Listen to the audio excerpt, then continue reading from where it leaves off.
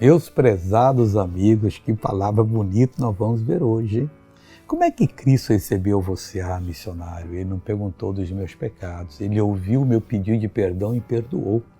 Ele recebeu todos os meus pecados e sofreu. Ele me recebeu com alegria. Ele é tipificado naquele pai que o filho pródigo foi, gastou tudo quanto tinha, depois estava só usando roupa, uns trapos, com fome, com sede, sujo, e veio o padre e o abraçou do jeito que era.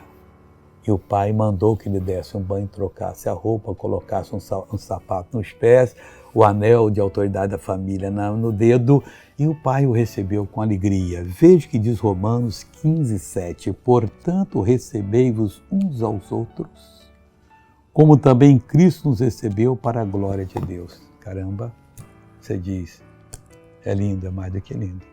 Receba aquele que Deus manda, aquela como Jesus lhe recebeu, em santidade e pronto para fazer a vontade do Senhor. Veja essa pessoa que recebeu uma bênção contar para nós, eu já volto. Tenho osteoporose há 8 anos.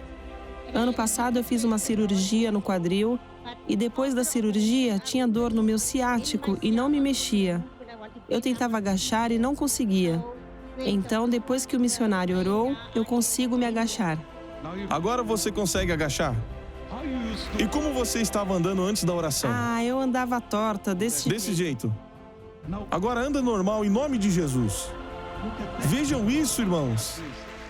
Tragam ela aqui. Agora. Glória a Deus. Agora eu voltei para orar. Vamos orar, Pai. Eu uno a minha fé com a fé dessa pessoa que foi sacudida por essa palavra hoje. Dê para ela um dia maravilhoso.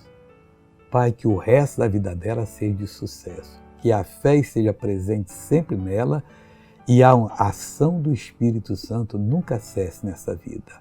Em nome de Jesus, ela está abençoada. Bom dia.